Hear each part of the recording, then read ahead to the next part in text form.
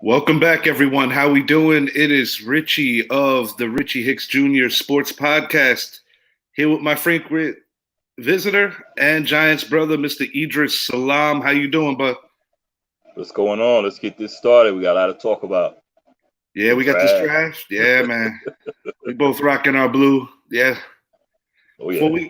Before we hit on that, you watching the Brooklyn game on that split screen up there, huh?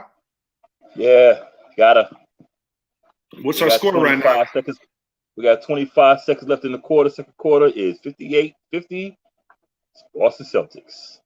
58-50 in favor of the Celtics. Good stuff. Definitely going to turn on that for the second half. Mm-hmm. So this is the episode name of our show. It wasn't Final Thoughts because we just got here. So, yeah, we're going to hit on this Ben Simmons situation going on in Brooklyn, bro. This is I don't get it. Not my NBA when this kind of shit happens. Ben Simmons was expected to play. Mm-hmm. He was expected to contribute and, finally kind of be a shot in the arm for the Brooklyn Nets. And, right. He complained of a sore back. He's not available. And I understand that they kind of got rid of a former problem in the form of James Harden, but I don't understand. I don't get it. This is like you're in the playoffs. It makes you wonder if it was 2-1 and not 3-0, if he would. I don't get it. I think it would be 2-1 because he brings defense to the game. I remember hearing Shannon Sharp saying this morning that it's hard to diagnose a back injury. So anyone can say my back is hurting. A doctor can't prove it. Right. And he's at the games. He's flamboyant. He's wearing these loud colors to be known, and you have to be there. You got to get on the court. I mean, give a few minutes. I mean, if you can't go, okay, you can't go. But I've always said, even when he first got traded to the Brooklyn, why aren't you in shape? What did you do in your back that you got slip disc? You hadn't played all season. Why aren't you in shape? And this is the shit show of Brooklyn. This is it. A bunch of head cases got together, and it's not going to work. Before we went on, you made a mention how you, in your opinion, feel that Kevin Durant may have very well chosen the wrong New York team because while our Knicks, I have no problem admitting, have had an issue with the number one scorer, so to speak, because Julius Randle wears that hat on certain nights. But I think this season, over the course of the year, proved that it was very taxing on him to be as consistent as he was in his bust-out year of 2021 last season when the Knicks finally made the playoffs. But Knicks are very athletic. You made mention, you actually used that exact word. And looking at both rosters, while I'll admit that the dynamic duo of Kyrie along with Durant could pretty much go at anyone, looking down at that bench, I do believe the Knicks have more depth and definitely more athleticism. And I will go as far as saying, even though Thibodeaux kind of found himself in some hot water this year, a better coach. Mm-hmm. Yeah, I feel defense. Brooklyn has never had any defense, and that's what the Knicks played last year was defense. And Durant would have had the green light to shoot, go up and down the floor and shoot the ball, boom, boom, boom, boom. And even with Randall, when he had his hot nights, we looked good, and he's no Kevin Durant. No, but I feel not too many are. Durant wanted to go play with Kyrie in Brooklyn to prove himself that he could lead a team. But like the Lakers, just like the Lakers, they brought in a bunch of old veterans that, just cut or just trying to jump to a team. And you got to have chemistry. And with Thibodeaux, he changed the whole culture with the Knicks. I mean, this year we had a down year, but we had a very young team last year. And this year we got a very young team. I've said this to other people. I believe that the one X factor in the last two seasons, why the Knicks were a playoff team and this year why they weren't, look no further than the veteran Derrick Rose. Derrick Rose missed as much time as he did, and although he's not the player he once was in Chicago, I do think that he was legitimately the glue that kept that team together. On a positive, other players have arrived while he was gone. You know, quickly. Oh my God. Obi Toppin. Obi Toppin, you know, getting more solid minutes, proving that he's more than just a guy that can throw down on dunk contests. Randall definitely took a lot of heat this year, and rightfully so. When you're the main player on the Knicks, that comes with the territory. R.J. Barrett definitely grew this year, proved his worth. The Knicks didn't miss the playoffs by much, so I don't really see their playoff absence as something to really worry about. And we didn't have the same team we had last year because, you know, Derrick Rose was gone. And he was that veteran person that you always talk about to make the team move and the team roll when he was on the court. And with Quickly, last year when Quickly was with the team, for some reason I said that kid is going to show out. And this year, that little guy showed me something. I like. They're not far. They're not far. I still think that as much as I love Derrick Rose, I think they've got he's at a crossroads in the latter part of his career. Obviously, he's always been a big Tom Thibodeaux fan going back to their Chicago days. But a decision for the long haul needs to be made because the problem with Rose is it's been proven that he's just having trouble getting through seasons at this point of his career. So when you see a veteran who's been through the wars like Derrick Rose having legitimate injuries, and I'm not saying that Ben Simmons is faking anything. I'm just saying that it's a bad look when you're young and you're in the prime peak of your career and you're watching your guys fight for their lives to try to stay alive. Not the way to endear yourself to your new team. And this started in Philly. So it's like a lot of things that management, that Doc said, Embiid, it all looks like these guys are being proven right in terms of the lack of character that Ben Simmons has, not to mention Reggie Miller, you know, one of the most hated but respected Knick rivals. He got in Ben Simmons' ass recently and basically just said, this guy has no passion for the game. None. Essentially questioning if the guy even wants to play basketball or if he even should. I mean, Stephen A. got on him. I don't always agree with Stephen A., but I'm with him on this. He basically said, he's like, I think I'm paraphrasing, but he more or less called him the worst breed of professional athlete ever. He did. That's what he called him. Or pathetic excuse, you know, something. I mean, it's bad when, damn, there have been a lot of guys that have played a lot of sports. And when Stephen A's calling you that, mean, and, you know, a lot of talent, but the truth is it just doesn't seem like he's really wanted to put in the work. And when he just couldn't get anything down during last year's playoffs, it all kind of snowballed from there. So far in the NBA, and it's kind of the same mode that I've been in going in. I told Brett on one of our shows, I said, if Steph Curry is healthy and he could be Steph Curry, the Golden State Warriors will make it out of the West, and they'll most likely play Milwaukee. And I stand by that prediction. That's why I picked at the beginning of the season, Milwaukee and Golden State. And I certainly didn't. I was drinking the Kool-Aid with the Lakers off the jump. I must admit that. Out west, I definitely drank the Kool-Aid on that. But you know, as the season progressed, more so around the All-Star game, definitely claiming Golden State as my Western champion. First round to me is kind of a warm-up. Yeah, before we move on from that subject, I want to say this. It's people had this saying that the 90s basketball was nothing. It was just, and it plays a better, bigger, stronger, faster these days. The Boston Celtics are showing people what 90s basketball was. And guys like Kevin Durant, who can just run down the court and shoot the ball, and Kyrie, when you put a body on him and you really body him up like 90s basketball, you're rendering them ineffective. Michael Jordan would have averaged 40, 50 points in this league. I can't agree more. And he played both sides of the floor.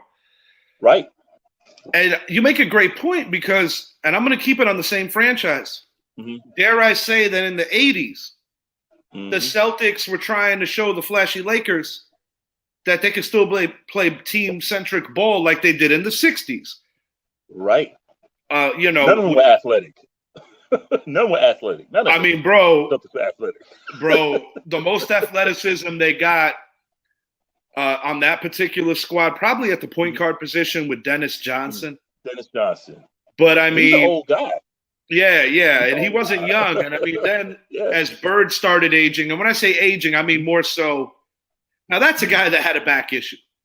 So when you see this kind of crap, and the things that Larry Bird had to do to get on the court in the early 90s when his career was kind of ending before its time because of the beatings he took, this Ben Simmons shit becomes even more laughable. And the Celtics had a young Reggie Lewis, rest in peace to Reggie Lewis, phenomenal ball player, gone way before his time.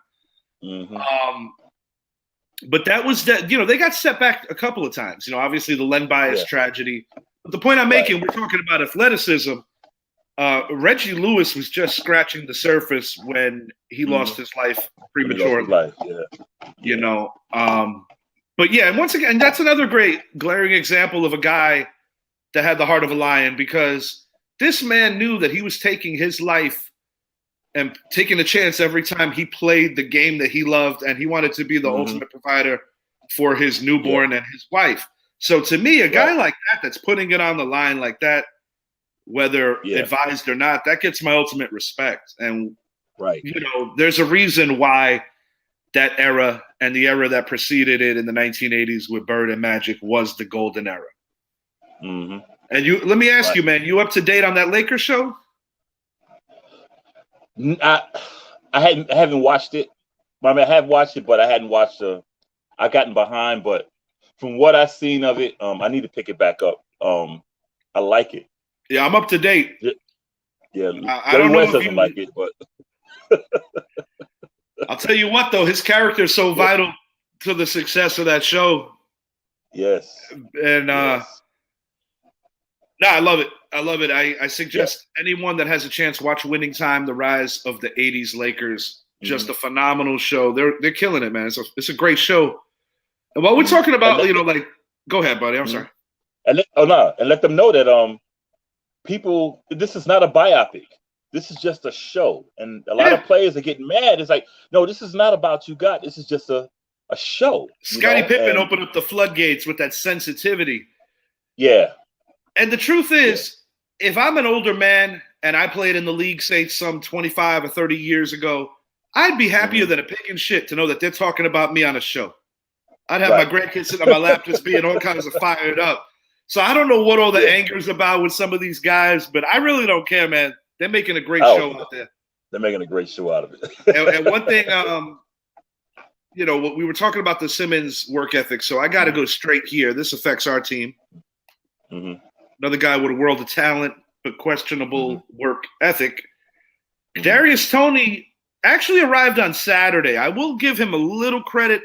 The media did not exactly portray that he arrived Saturday. They kind of made it more like he just kind of slipped in the back door today. But, in your opinion, do you think this in any way will quiet some of this trade buzz? Yeah. I think it was Dayball or Shane. One of them said that don't confuse listening to trading.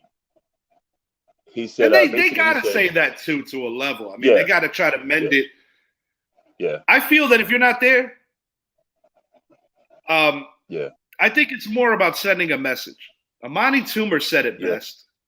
He released a statement flat out saying, "You're not a veteran. Guys that are veterans that know the playbook inside out, they could get away with not showing up to these things." Right. And he flat out said, "You're young." And, Right. it's not so much voluntary.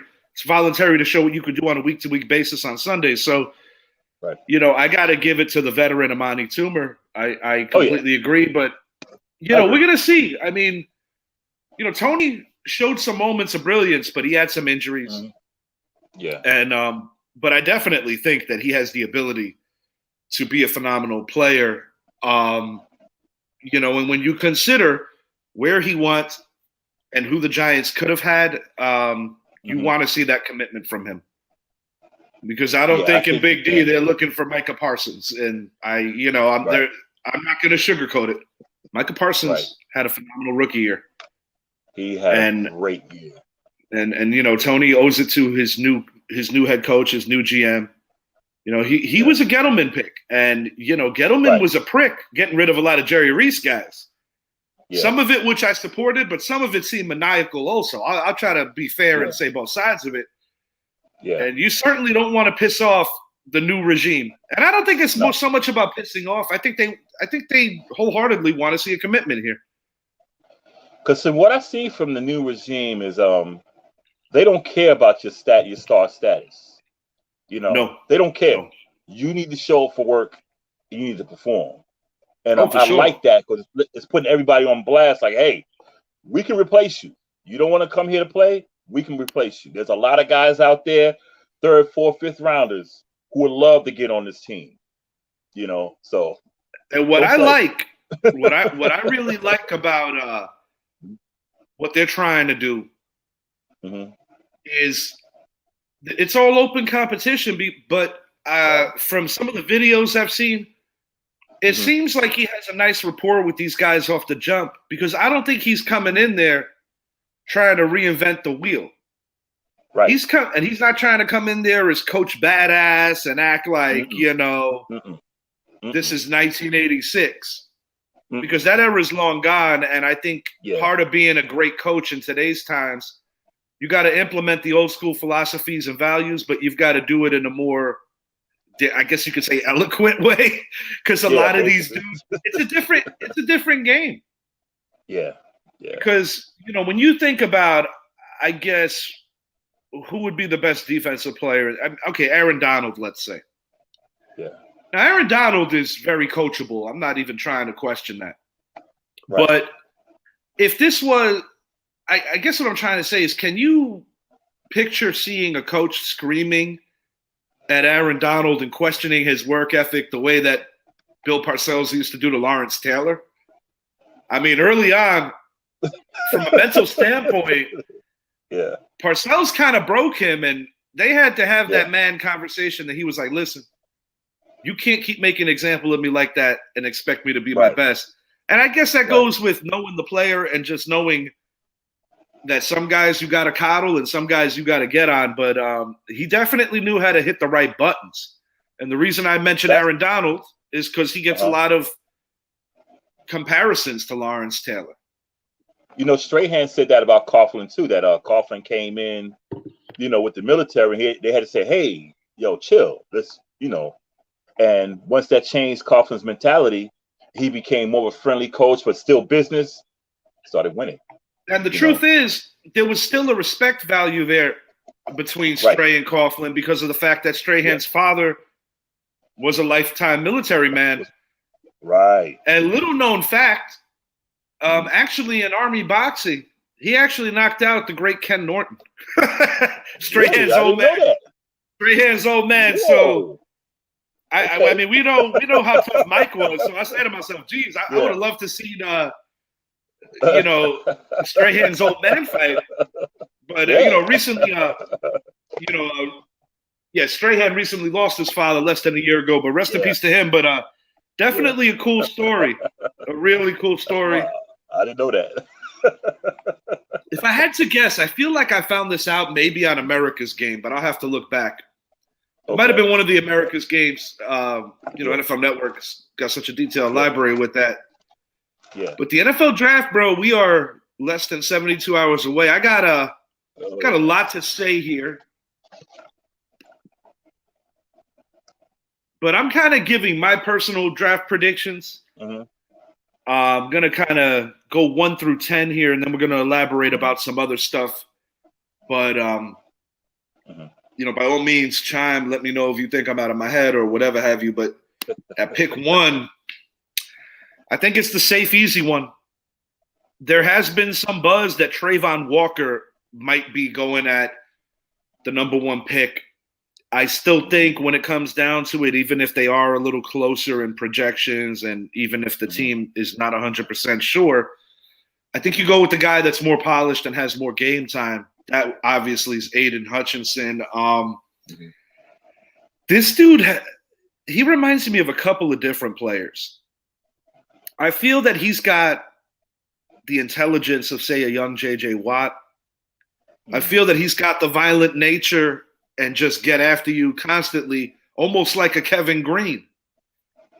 But this dude he brings a very real skill set. And the issue with the Jaguars has not been drafting talented players. It's been keeping them. Duval is not exactly the most sexy destination. And when you think about players that they've lost, I mean, the last time that you'd have to go to a Jaguars era where they were able to invest in players and kind of keep guys together would probably be the Coughlin era. Right. Back when you're talking that Keenan McCardle, Mark Brunell, Fred Taylor, Tony Baselli. Yep, Fred Taylor, Tony Baselli. That team was damn good. Awesome. Couldn't get past Tennessee, but they were great. They've got Shad Khan has to get better at keeping these guys in Duval because when you're picking this frequently in the top 10, you have the potential to really put together good teams over time. But as much as I hate their coach, as a football person, I'm going to say that he's a damn good coach. So I do think that he's probably Doug Peterson, the right guy to work with Trevor Lawrence. I don't really see Jacksonville going in another direction other than edge rusher. I mean, if they like Walker better than Hutchinson, then yes. I don't see them going O-line. I think this is the pick where you make the big splash. I think with Hutch, Kevin Green was a good comparison. I think Hutch has more of like Kevin Green, controlled violence. Yes. Because, Kevin Green was this, Kevin Green was Kevin Green. Rest in peace. But to where Trayvon Walker, I think. Kevin Green's still with us. Is he? I thought he passed away. Nah, man. Nah, he's still there. He's still around. Who am I thinking about then? Quite a few guys from that era. Yeah, that too. I think with Trey Walker, he's good. And it wouldn't surprise me with him going number 1. I don't think he will. Because I think back at the year Baker Mayfield came out, they said maybe not. But now you got to go with Hutch. You got to go with Hutch to Jacksonville, and with Peterson, I just don't see any other logical pick there. No, unless they packaged up the 1 pick for a ton of return. Yeah, but I don't know. Yeah, you can get a generational guy. You got to pull the trigger. Yeah, and with Peterson, I don't like him either for obvious reasons. Yeah. But I think he'll be good for Trevor Lawrence. I was never sold on Trevor Lawrence, even in college. I always feel that backs like Trevor Lawrence, they look good because hold on a second. I got a call come through. I think quarterbacks like Trevor Lawrence are good because of the talent around them. Because if you look at Alabama quarterbacks. They look so great in college. But when they get to the pros, the same with Oklahoma quarterbacks. They look so great. Ohio State guys have been looped into that too. So great. Most recently with our team, a few drafts back, there was that huge debate if the late Dwayne Haskins was the dude, if it was Daniel Jones. A lot of arguments from players like a Haskins who play in those 5-star programs. Any player at quarterback position that plays in those 5-star programs, it's that you have talent everywhere. Me personally, I do believe, had we not lost Haskins so young, I do believe that he was going to evolve his game. And I do think sadly, that his most recent employer, the Pittsburgh Steelers, Mike Tomlin, who never had a losing season, I think they were going to get the most out of him. How far that ceiling would have went, sadly, we'll never know. Right. But I am a firm believer that with a lot of the football factories, sometimes it's almost like they got to get hit with a little, I wouldn't call it humble pie because I don't necessarily think these guys are like snooty or nose to the air. It's just that they're not used to losing. And when you go to such a bad team after playing on such a good program, it's quite the reality check. And I think Trevor Lawrence definitely has dealt with that going back to, the Urban Meyer effect. Oh, God, we can talk about that for an hour. Mm-hmm. This guy is a hell of a player, too, but a much shorter sample size. Mm-hmm. And, our former tight end coaches the Detroit Lions, Dan Campbell. He got a lot out of this team last year. Mm-hmm. They play hard for him. Once again, I think this is the pick. A year ago they drafted Penei Sewell, which would eliminate, in my opinion, any of the top 3 offensive linemen. I think Trayvon Walker is the guy. They need a staple, a guy that you could put the franchise on. And when you have Penei Sewell, who is the offensive lineman, one of the best in the league at such a young age, and now you bring in a guy like this, I don't feel that he has everything as polished as Hutchinson. Mm-hmm. But from an athleticism standpoint and being coached up the right way, this guy could similarly be a star. I don't think this is one of those Jadeveon Clowney flash in the pan guys or LeVar Arrington. I think this dude definitely is the truth. He's going to the right coach, Dan Campbell. He's going to Dan Campbell, and Clowney was another one I said was going to be a bust. Mm-hmm. I got a lot of hate. I was like, no, he's going to be a bust. But Campbell, he's that tough guy. Yeah. And I don't mean tough guy. He's the real tough guy, though. Yeah, he's the tough guy as in, like, he's going to bring the best out of you. He's not that Joe Judge tough guy with da-da-da-da-da. He's a tough guy, like, look, let's do this. We're men. Let's get in here. Let's get on the field. Let's leave it all out there. Let's go. And I think that's going to motivate Trayvon to be better because he's great. The guy got mad talent. He's fast, strong. And I think Campbell's going to bring it out of him. And that coach in Detroit, that coach in Detroit, at the end, they just seem like we're there. The last few games of the year, they were like, we're there. And I think it's a good pick for Detroit. I think you're scratching the surface literally with this kid because, he's not in NFL, how would you say, he's going to continue to grow, not just on the field, but also physically. Because a lot of people forget that when these kids come out of college, their bodies haven't even completely matured into what they're going to be bringing with the NFL program. Right. No, this kid is dangerous good. And I'll be honest, if he's not the pick at 2, because I like to play devil's advocate sometimes, the other guy that would make sense here, I would have to say maybe Kayvon Thibodeaux, but it's interesting and also exciting because on a lot of mocks, they have Thibodeaux dropping almost out of the top 10. Yes, but they do. I like this kid Walker at 2. Yeah. And, after this, it seems like you're going to get the wave of the top 3 offensive linemen. Mm-hmm. To me, once again, this is a no-brainer. This is not a draft where you can just grab a quarterback this early. Mm-mm. And not to mention, I think the Houston Texans were actually pleasantly surprised with the quarterback play they got last year. It certainly wasn't something that was a high expectation. Right. Out of the 3 offensive linemen, I think Ikem gives the highest ceiling. Yeah. The footwork is there. The power is there. Yeah. But he's raw. I always tell people I think Charles Cross is the guy that you could coach up. A little risky because, the Giants did have a detailed workout with him saying that they could feel comfortable putting him on the left side. I also take into consideration the Giants have to say everything positive to the media, or every team for that matter. You don't want to tip your hand too much. This is the guy, in my opinion, the Giants want. But I do feel that all three of these guys are going to be quality players. But this is the home run at offensive line. Yeah, I want Ikem myself, but he's going to be gone. He's gone. Yeah, I'm just trying to be as realistic as possible. Yeah, he's gone. He's gone. And once again, people surprise sometimes. Like, would there be any motivation for them to trade back? Maybe, but they also pick at 13. So I think at 3 they stay put. They're in a similar situation where they have 2 picks in the top 20. I mean, in our case, we have 2 picks in the top 10.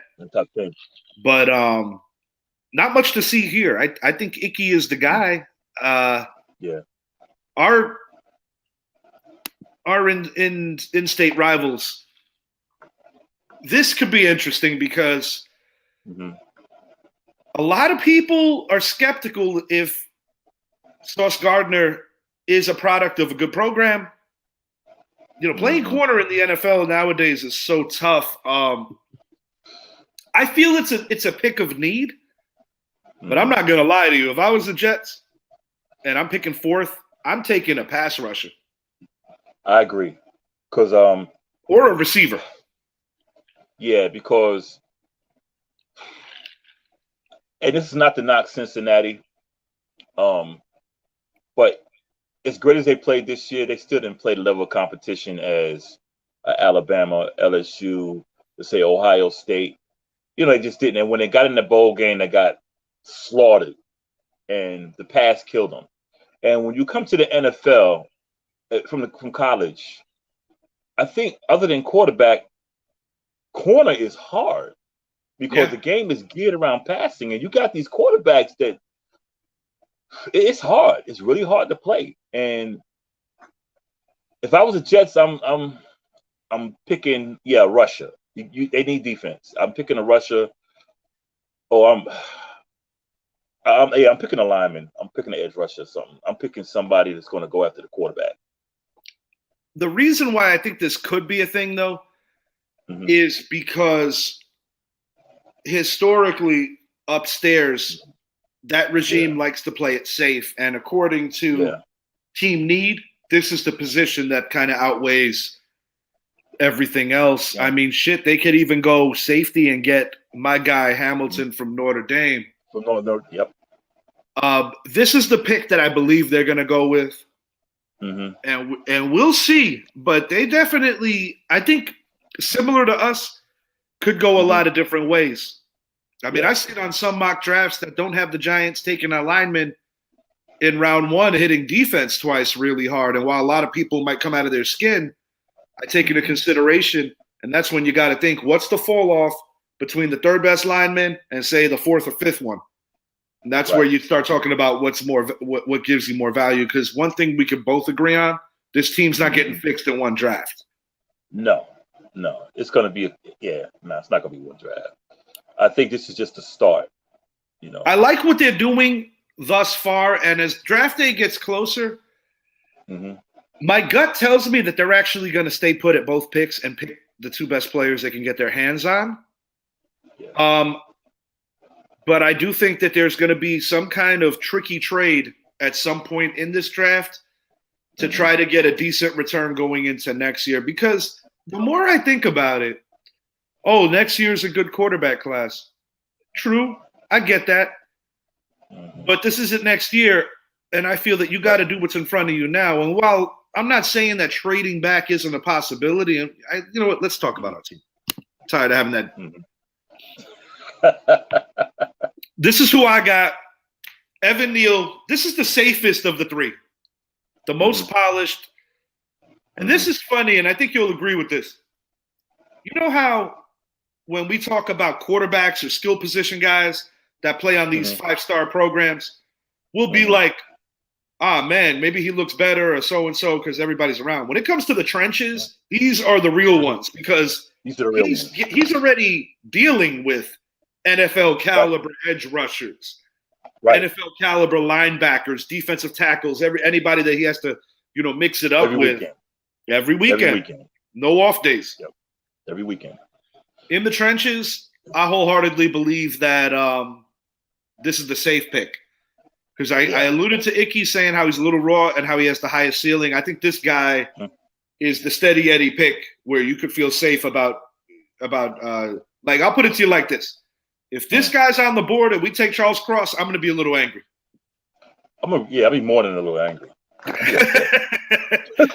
Because while I like Andrew Thomas and I'm a fan of his now, when I look back at that draft, I said, did we get the best guy? I mean, he's been coached up.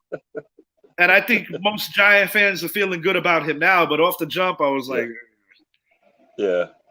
I'm going with Evan Neal because, like you said, I mean, you know, Alabama is what they are, who they are. And this guy's playing in the trenches. So, you know, like you said, he's seeing tough guys every weekend, all the time. He's seeing linebacker, big time linebackers coming through, edge rushes. I mean, he's seeing all of this stuff. And even schematically, from the defensive coordinator standpoint, you know, sometimes we look at the talent, even the coaching.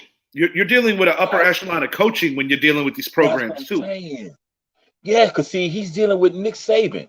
Absolutely. And he's probably the most NFL college coach in the league in college football. So he draws the most comparisons to his buddy Bill Belichick for sure. Bill Belichick. For sure. So when he goes up, he's going to be like, this is what I'm used to. This is what I want. I want someone to let's go. So let's go. Let's get Neal. I mean, I feel good about this. I want Icky at this, but I'm realistic. If Icky's not there, this is the next best thing. This is the guy. And like I said, this guy brings consistency. And don't worry, we'll be back to our team in just a moment. Charles Cross, Mississippi State, predominantly played more on the left side, which was a concern for the Giants brass. A lot of articles I've read have said that they spent quite a bit of time with him and feel that he does have what it takes to be on the opposite side of Andrew Thomas. Of course, you got to do your due diligence because if two linemen go, you know, you got to take him. And it's not like taking him as a death sentence or anything. As I said, he's the third best of these three. In my opinion, he's the least polished of the three. Yeah. But having said that, I do think that even he will be a quality player. And in Carolina's case, the way I see it is you either go with this player right here or you surprise everybody and you go quarterback. If it ain't this guy or if it ain't Evan Neal or if it ain't the offensive tackle, you got to go quarterback here. Yeah, I think they'll go with this because, I mean, you take on another quarterback, and this class is not that good for quarterback. I'm coming right back, pal. I just got to move this chicken in the oven. You keep talking to the people. I'll be right back. All right. It's my show now. Yeah, I think with the Carolina Panthers, you can't go quarterback. You have to go lineman because you have Sam Darnold. You know, you just let Cam Newton go.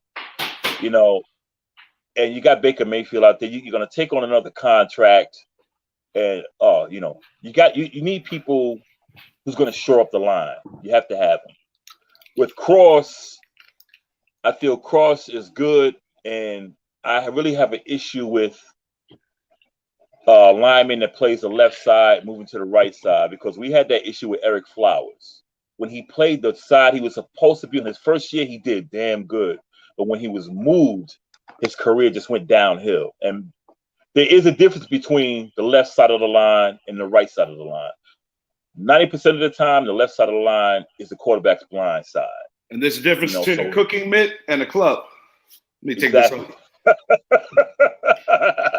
Good improv. But yeah. I had to do something. I'm like, where'd he go? Yeah, I had that chicken in there, and I looked at the clock. I said, uh-oh. I don't know if we're going to go another 20 minutes with that. You know, I'm going to kind of eat late tonight. You know, I'm on off days. Sometimes I go through these things where I'm like, am I tired? Am I awake? But yeah, after this, going to definitely cook up some rice and beans. Yeah, eat more chicken. Yeah, need that Chick-fil-A. Need a sponsorship. Genius, bro. That's a genius slogan. Genius slogan. Exactly. But Yeah, they got to go. They got to go this because, as I was saying when you're off the air, the quarterback class is not. I'd rather just stick with Sam Darnold if I'm a Carolina Panther fan. I completely agree with you for now. And while I don't feel that good about him, it's been documented that it's very unlikely that any of these dudes in this draft are the answer. But then again, you never know. And I said this on recent shows in the past. It comes up often. The Brady quarterback class wasn't exactly sexy, and it produced the greatest quarterback of all time. So, in due time, we find out. Now, if somebody would have told me a month ago that this guy would fall to us at 7, and this is part of the reason why I don't think we trade. Because can you imagine the recourse from the fan base if they trade out of 7, if they had a chance to draft this dude? It wouldn't happen. But once again, I also believe that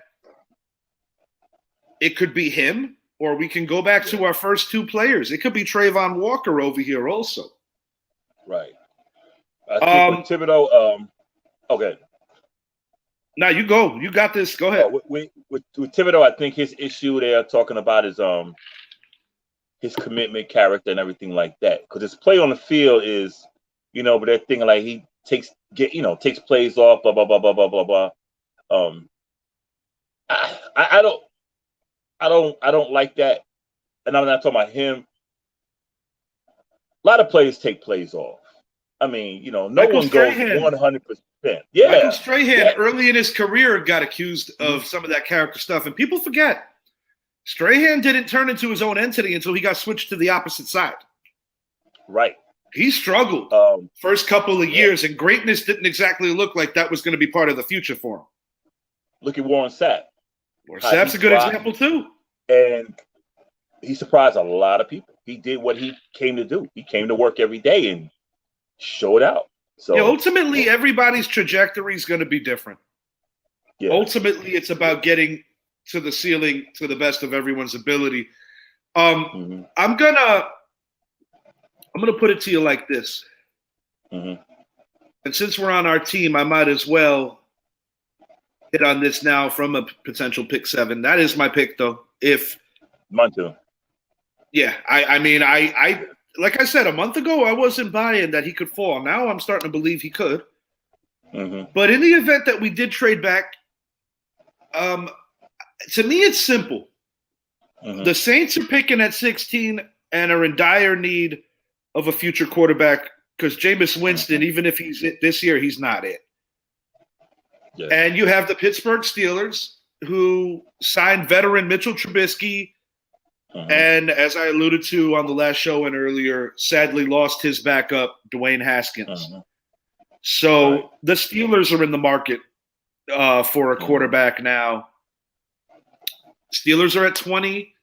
Saints are at 16. The nice thing, if the Giants do indeed trade this pick back, obviously it would require a first-round pick for next year in addition to the pick they're getting because of the fact that you're going 10 spots back. If it was, well, let's see. If it's Pittsburgh, you're going 13 spots back. If it's the Saints, you're going 9. But those are the 2 glaring examples of teams that need QBs that are picking outside of the top 10. So those are the 2. And it's kind of interesting because, obviously the Mara Rooney families have, the family connection there. So maybe we get a little hometown discount or something. But I do actually believe that could be the potential destinations if we make a deal. I'm going to wrap on this quickly. I don't necessarily think all of this. Garrett Wilson, to me, there are other players. It could be Drake London. Atlanta needs to replace Julio Jones. And Calvin Ridley's also missing the season now. Right. Moving along to the Seahawks. Just going to make a quick example here. Jamal Adams needs to be replaced. Similar to his former employer, the Jets, they still haven't replaced him over there. This man could either go to either Jamal Adams' team. Jamal Adams is still a member of the Seahawks, but that is, in my opinion, temporary because the fire sale will continue. and of course his former employer. I got them going Drake London because I did have them taking defense in the first part.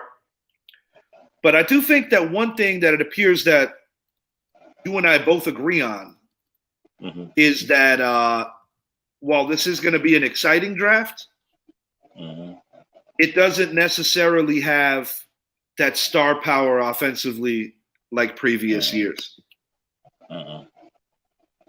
Yeah, I think with Drake London, that's a safe bet for them because Zach Wilson needs someone to throw to.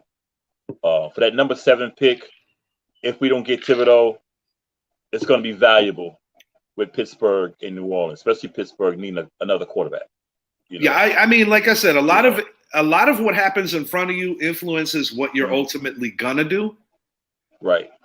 But in this case, I do think that the Giants will determine trading back on what caliber of player they get. Like if you could hit a home run and hit Kayvon Thibodeaux at 7, they have to. Yeah. They'll figure it out how to pay him when that time comes, but you got to do it. Yeah. You absolutely have to. James Bradbury, definitely a tradable piece. And while I'm happy that Tony finally reported, I'm not saying he's off the hook, that he still could potentially be traded. I think that he'll stay. I think so too. On a final thought here, wanted to ask you, I made mention of it on a solo thing I did yesterday with regard to the incident in the Bronx. Basically, I said my concern above all else is not about replaying the incident. We all saw what happened. Nobody was completely right. Right. But players are players, fans are fans, and those lines shouldn't be blurred. My ultimate concern is I don't want to see plexiglass going up and killing the in-game experience for fans with players. Wanted to ask if you think Major League would take it that far because of an incident or if enough guys bitch. Because it would not be a good look for the product, I'll tell you that. I think if any sport would do something like that, I think it would be Major League Baseball. I also feel fans in baseball, we talk about football fans and basketball fans. Baseball fans are real nasty. Yeah. I've been through all the sports except for hockey. I've been to the three major sports, and baseball fans are very vile, very violent, very nasty. I hope they don't put the plexiglass up because the game is already being hurt with these, with the strike that could have happened this year and the many strikes in the past 15, 20 years and these high and I mean, bro, fans, I'm pissed about the netting, and I'm going to let you finish what I'm going to hit on that. Yeah. And I think fans, period, across sports are really getting out of hand.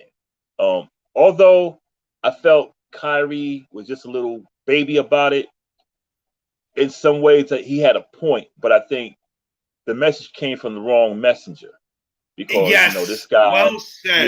Well said. Yeah, now if it was Giannis or somebody, right? Okay, but Kyrie has been the type like the boy who cried wolf because he bitches about so much other shit. But at the same time, I always say, regardless of the source, when it comes to getting information, I try to say, is it true? And I don't care about the character, but the God's honest truth is, to your point, you couldn't have said it any better. You couldn't. Wrong messenger. Right. Wrong messenger. Yeah, he said the truth is the truth, no matter who the messenger is.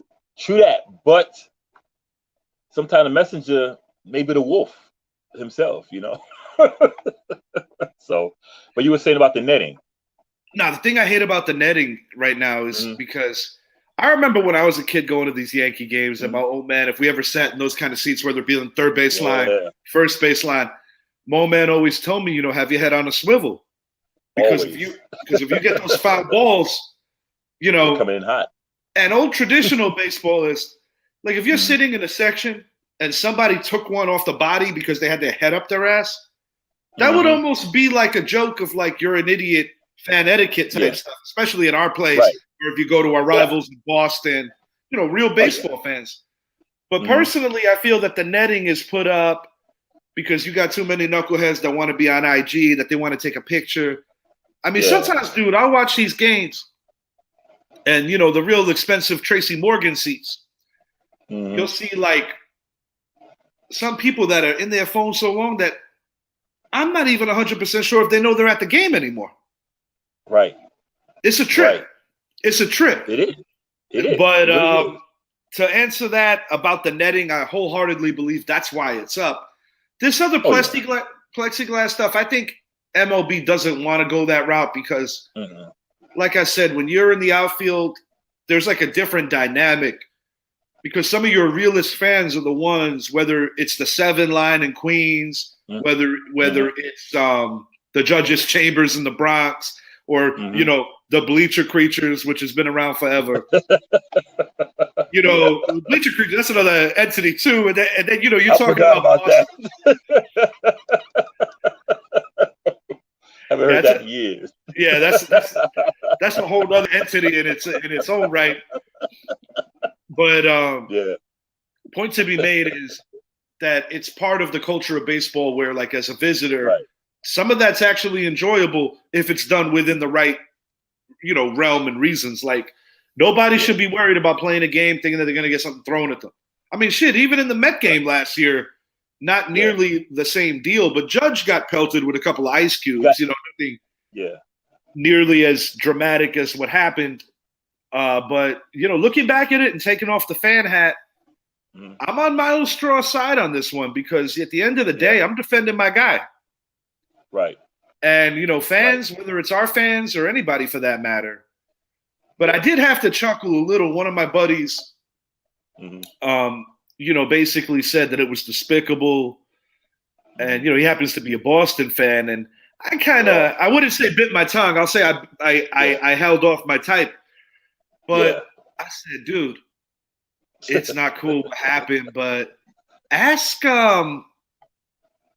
That's me. Was it Andrew Jones? No. Andrew Jones was in. No, it was oh God, I can't think of his name. I can't remember who was. I know you're talking about that. I can't remember his name. Adam Jones. It was Adam Jones, and all I'm gonna say is that just like I don't want some shit fans ruining it for all of us and putting us in pigeonholing us. Yeah. All I'm going to say in the nicest way possible is that there's a little bit of history in Boston when it came to some. I don't even want to repeat. All I'm going to say is look it up. But the Adam Jones thing, that was bad, bro. That was bad. And you're talking, what was this, 2 years ago? 2019? 3 years ago. Yeah, 3 years ago. Yeah. Bro, that liquid courage. That liquid courage should never go there. That's horseshit. Yeah. But it happened. But like I said, I don't necessarily feel that should embody Boston fans or that the stuff that happened 2 days ago should embody all Yankee fans. But I do think Major League's going to give it a go to see if people could just chill out before they take drastic measures. Because I even think Major League Baseball on the surface knows that they would essentially lose some interest because, part of the problem is, and I said this before, is with these guys kind of parading their lives on IG and making it so accessible for everyone. Sometimes I think that the average Joe sometimes forgets that that's not their world. That's their world, and we're visitors. We're visitors maybe as fans. We're visitors maybe as people who cover the stuff. You have sports writers that we know. You have, bloggers. You have super fans. Yada yada yada.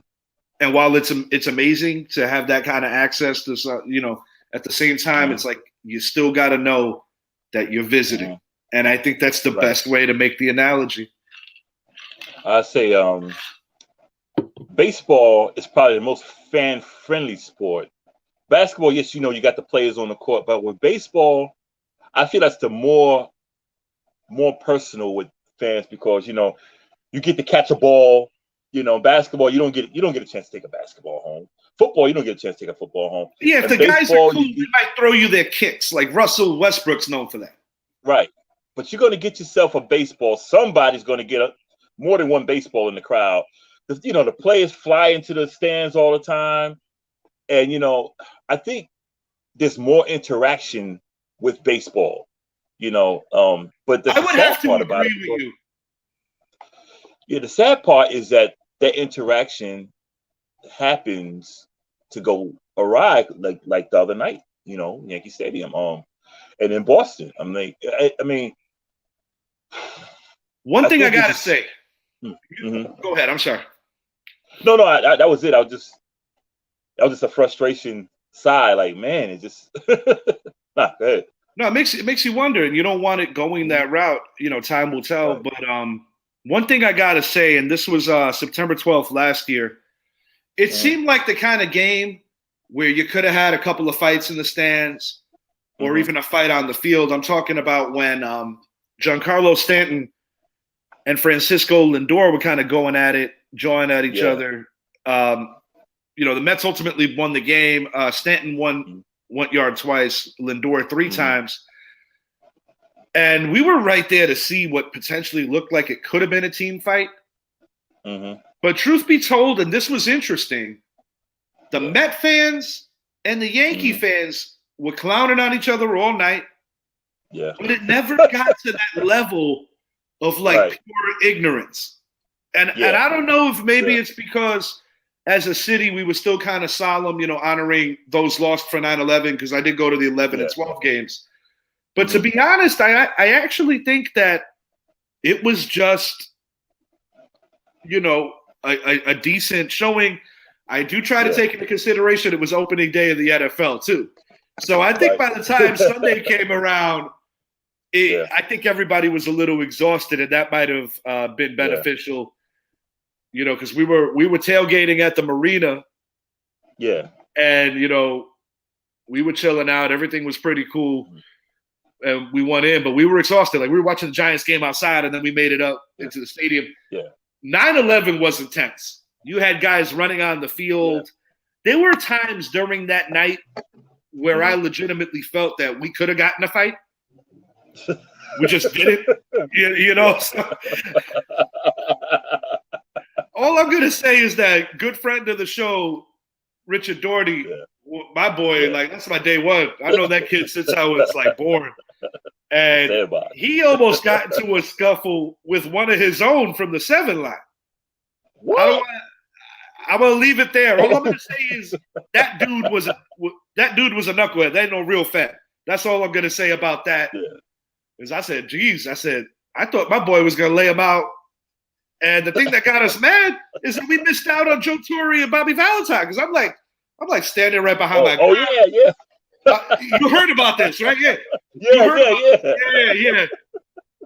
Yeah, but point to be made is there's no place in the game for any of that nonsense, and nothing that we need. And like I said, it's not about fan bases, because truth be told is that every fan base has these assholes. All of them. But I think we both kind of explained it pretty good. Idris, got to tell you, man, since I got you here, going to be doing a run of T-shirts pretty soon. Got that QR code, so definitely with the QR code, takes you right to the library too. But definitely going to be getting some shirts done in the near future. So looking forward to that, and I'll definitely share the details with that. I purposely went with that color scheme for a litany of reasons, but most of them rather obvious. I'm mad at you. No, sir. No, sir. Good show tonight, man. Always. Yeah, and the way I see it is, we talked a lot about our team, but I don't really care. That's why it's my show. And Brett, if you're out there, Brett, if you're out there, I want you to tell me who's going to be the next Eli Apple of this draft. Come on, bro. Oh, man. We didn't forget. We did not forget, pal. Brett's been very busy, man. He's moving into a house, got a lot of stuff going on, but we got to get him back on soon. Idris. We got to get him back on the show. Idris, thank you so much, man. I enjoyed this. Always. Excellent show, bro. Man. Always appreciate you coming on. Looks like we got our little Monday thing now. Yeah. Oh, yeah. Yeah, bro. Update on the score, 92-86. Celtics with 8 minutes left. All right. We are out, bro. Idris, thank you so much. Me and you're going to chat for a minute after here. Peace. Always. All right.